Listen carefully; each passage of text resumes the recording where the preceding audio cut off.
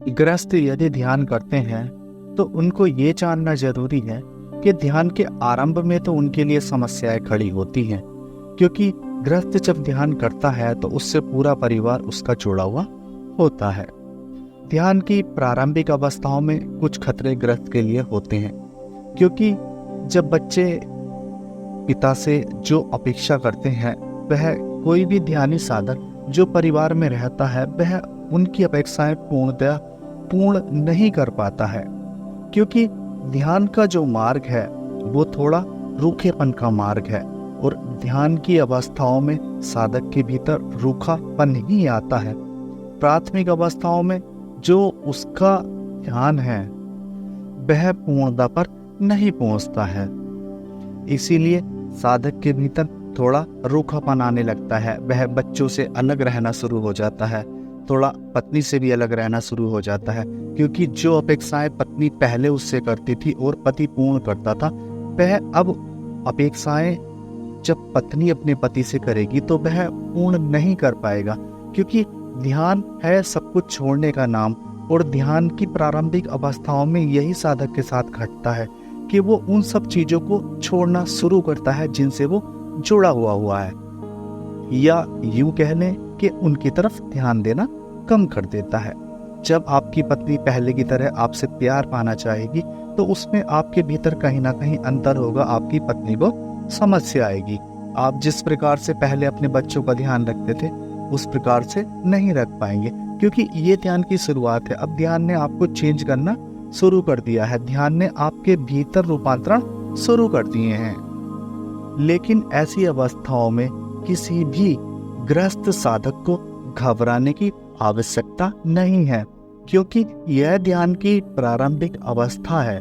यदि साधक ध्यान करता ही चला जाएगा तब इसके बाद भी ऐसी एक स्थिति आएगी कि वह अपने पत्नी, बच्चों का, परिवार का, अपने कार्यों का ध्यान उससे भी अधिक अच्छी तरह रख पाएगा जिस तरह साधारण स्थिति में रखता था, क्योंकि साधक के साथ दुविधा की स्थिति बनी हुई होती है।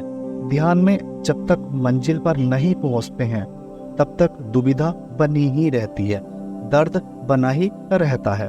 उस बीच में अपने भीतर भी रूपांतरण हो रहे हैं, अपने भीतर भी बदलाव आ रहे हैं और बाहर की चीजों में मन भी उचट गया है, बाहर की चीजों से रस भी समाप्त हो गया है। अब मन को लगने के लिए ना तो बाहर जगह है ना तो भीतर जगह है, तो अब क्या करेगा? साधक के स्वभाव में रूखापन आएगा और इसी रूखेपन की वजह से लोगों को ऐसा लगता है कि ये व्यक्ति हम पर ध्यान नहीं दे रहा है, हमने जो इससे उम्मीदें की हैं वो गलत हैं। जैसे आप ग्रस्त हैं और ध्यान कर रहे हैं तो आपके परिवार में आपकी पत्नी, बच्चे हैं, उसके प्रति उसके बाद आपके माता पिता भी होंगे, तो आपके माता पिता भी आपसे जैसी अपेक्षाएं पहले रखते थे आप उस समय तो पूर्ण नहीं कर पाएंगे, क्योंकि देखिए मन उचाट होता है, मन का उचटना भी जरूरी है।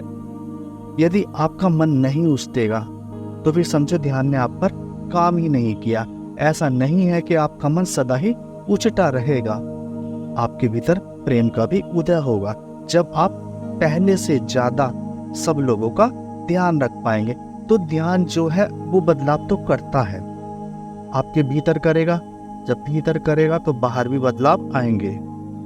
जब कोई भी ग्रस्त व्यक्ति साधक बनता है तो ग्रस्त व्यक्ति जो होता है उसका हृदय बहुत विशाल होता है, उसका हृदय बहुत बड़ा होता है, क्योंकि वह समाज में रहता है, सारी समस्याओं का सामना करता है और उनसे जूझते हुए जीवन यापन करता है। अब गृहस्थ जब ध्यान करने लग जाता है तो उसके सामने दुविधा कुछ अधिक हो जाती है, क्योंकि संसार की दुविधा भी अधिक हो जाती है और ध्यान की दुविधा भी बढ़ जाती है। तो इसमें थोड़ा सा मन अशांत भी हो जाता है, चित्त में नए नए प्रकार के विचार भी आने लगते हैं। लेकिन जब गृहस्थ ठान लेता है कि मैं अपने परिवार का निर्वाह करते हुए ध्यान को करता रहूंगा, तो फिर उसके मार्ग की कोई बाधा ही नहीं है, क्योंकि बाधाएं मन से खड़ी होती हैं। जब मन बाधाओं को खड़ी करता है तभी कोई व्यक्ति ध्यान से रुकता है। संसार का प्रत्येक कार्य मुश्किल है, परंतु उस अवस्था में यदि मैं अपने अनुभव से कहूं तो गृहस्थ व्यक्ति जितनी जल्दी ध्यान को उपलब्ध हो सकता है एक जंगल में जाने वाला व्यक्ति या किसी भी प्रकार से और साधना करने वाला व्यक्ति उतनी जल्दी ध्यान को उपलब्ध नहीं हो सकता है, क्योंकि बात फिर वही है कि गृहस्थ का हृदय विशाल है। गृहस्थ को समस्याएं अधिक झेलने की आदत है। मेरा अनुभव तो ये है कि यदि हम प्राणियों के बीच में रह के ध्यान करते हैं और वहां पर शांत होते हैं तो फिर हमें कोई बाधा, कोई मुश्किल परेशान नहीं करती है। फिर आप बाजार से भी जाएंगे तो आपका कोई पैर दबा देगा, आपके कहीं चोट लग जाएगी, तो आपके अंदर इतनी शांति भीड़ में पहले से मौजूद होगी कि जो आप उसका विरोध ना कर सकें, आप उसे प्रत्युत्तर में कोई जवाब ना दे सकें। बस आपके भीतर प्रेम ही होगा और आप उस बात को नजरअंदाज ही कर देंगे। तो कहने का जो सार है वो सिर्फ इतना है कि समाज के बीच में जो शांति रहकर पाई जाती है, जो गृहस्थ ध्यान करके पाता है, वो स्थायी शांति है। और जो एकांत में शांति पाओगे तो वो उस निर्जन माहौल की भी हो सकती है, तो वो कहीं ना कहीं समस्या खड़ी कर सकती है। यदि आप संसार के बीच में रहते हुए शांति पाते हैं तो वो खंडित नहीं होती है किसी भी व्यवधान से, किसी भी मुश्किल से, किसी भी परेशानी से। गृहस्थ साधक को इतना ही ध्यान रखना है, इतनी ही सावधानी रखनी है कि ध्यान की प्रारंभिक अवस्थाओं में जब उसके ऊपर बदलाव होंगे, उसके भीतर से बदलाव होने शुरू होंगे, तो उसको उन्हें बाहर के लोगों पर या अपने परिवार के लोगों पर नहीं थोपना है। अपने भीतर के होने वाले बदलावों से या अपने भीतर जो उसके भाव और विचार बदल रहे हैं, जिनसे थोड़ी समस्याएं खड़ी हो सकती हैं, तो उन्हें दूसरों के ऊपर नहीं थोपना है, दूसरों के ऊपर क्रोध नहीं करना है। बाहर के संसार को ध्यान से अलग हटा देना है और अपने ध्यान को यथावत करते चले जाना है। कोशिश यही करनी है कि जहां परिवार पहले पुनः स्थिति में था, उसी स्थिति में उसे रखा जाए। ध्यान से आपके भीतर कोई समस्या उठती है, कोई परेशानी उठती है, तो ये ऐसी परेशानियां नहीं है कि बहुत लंबे समय तक रहें, थोड़े दिन आती हैं और फिर चली जाती हैं। तो ध्यान को ध्यान की जगह रखना है और परिवार और समाज को परिवार और समाज की जगह रखना है। अपने परिवार का भी ध्यान रखना है, अपने माता पिता का भी ध्यान रखना है। बस कोई भी गृहस्थ साधक इतना करता है कि वो थोड़ा बचने लगता है। वो समाज के जो ऐसे लोग होते हैं जो अधिक बोलते हैं या जो परेशान करते हैं, जो समय व्यर्थ करते हैं, तो वो थोड़ा उनसे बचना शुरू कर देता है। तब यह ठीक भी है कि उनसे बचना, क्योंकि वो परेशानी ही खड़ी करेंगे और बेकार की ऊर्जा व्यर्थ खुद की भी करेंगे और दूसरों की भी करवाएंगे।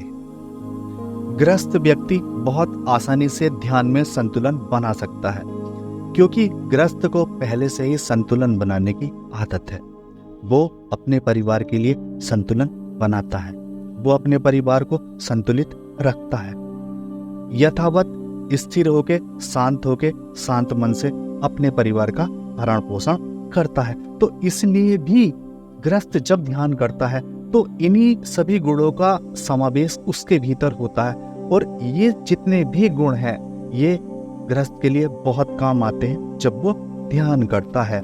क्योंकि जब मन अपना खेल खेलना शुरू करेगा तो उसके जो भीतर के ये गुण हैं, ये मन को कहीं ना कहीं रोक देते हैं कि मन बाहर की तरफ ना जा सके और वो यथावत स्थिर ही रहे। क्योंकि मन जैसे जैसे विचारों से मुक्त होता चला जाता है, मन से विचारों का मुक्त होने का मतलब ये है कि जैसे कोई व्यक्ति है, उसकी दौड़ बाहर की तरफ किसी भी चीज में आप समझ सकते हैं, चाहे धन हो, काम हो, कोई भी इच्छा हो, पद की दौड़ हो, तो ये सब मन की दौड़ें हैं जो अलग अलग रूपों में व्यक्ति के सामने होती हैं। लेकिन गृहस्थ भी इन दौड़ों से कहीं ना कहीं बचा हुआ होता है। उसके भीतर लगभग एक ही दौड़ होती है कि धन कमाने की। तो जब वो ध्यान करता है तो उसकी काफी जो मन की धाराएं हैं वो पहले से टूट चुकी होती हैं। तो इन मन के धाराओं के टूटने की वजह से भी गृहस्थ जल्दी ध्यान में उतर जाता है, वो जल्दी ही ध्यान को पा लेता है। मित्रों, यदि ध्यान से संबंधित आपका कोई प्रश्न है तो आप मुझसे पूछ सकते हैं। आज की वीडियो मैं यहीं समाप्त करता हूं, और यदि मेरे बोलने में कोई त्रुटि हो तो मैं क्षमा चाहता हूं, क्योंकि मैं एक प्रोफेशनल व्यक्ति नहीं हूं। मुझसे जैसा बन पड़ता है वैसा बोल देता हूं, बस आपको समझ आना चाहिए। आप सभी को राम राम।